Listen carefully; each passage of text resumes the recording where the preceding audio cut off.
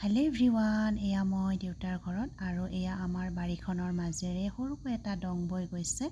আমি ডং বুলিয়ে কওঁ, আপোনালোকৰ ফালে কি কয় কমেণ্ট কৰি জনাব। সকলো ৰাইজে এনেকৈ ডঙৰ পানীৰে বাৰীত সোমোৱায় আৰু এয়া আমাৰ ডংটোত দেউতাহঁতে মটৰ ফিটিং কৰি লৈছে বাৰীত পানী সোমাবলৈ।